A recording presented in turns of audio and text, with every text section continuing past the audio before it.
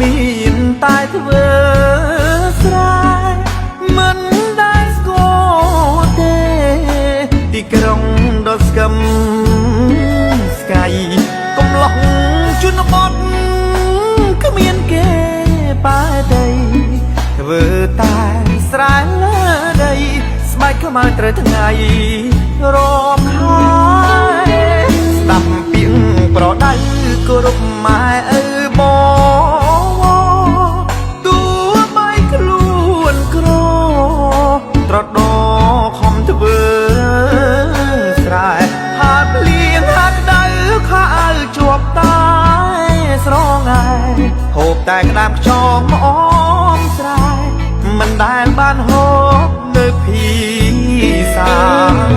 ពេលចង់ស្ដាប់ភ្លេងឮតែសំឡេងចាំយំក្រោមណត់រងំលីនឹងខ្យល់អាកាំងធ្លាប់មើលយីគេនឹងលខោនបាសាំងកំឡោះក្រមុំមនុស្សចាស់សប្បាយពេលបន់ម្ដងស្រុកស្រែចឹងឯងគ្មានទេរថយន្តល្អមានតែរទេះគោសម្បូរកញ្ជើល្អីដល់ពេលល្ងាចយប់ឡើងគ្មៀតខ្មៃស្រែច្រៀងគៀនគោមន់ទីក្របីសំលេងលាន់លឺឡើងពេញភូមិ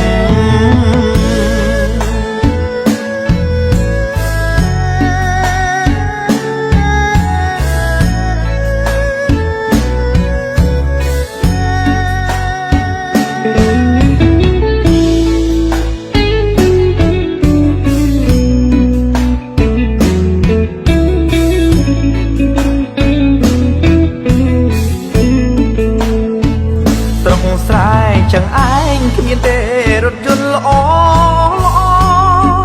មានតែរទេះគោសម្បូរកញ្ជើល្អីដល់ពេលល្ងាចយប់ឡើងគ្មៀតខ្មៃស្រែច្រៀងគៀនគោមន់ទីក្របីសំលេងលាន់លឺឡើងពេញភូមិ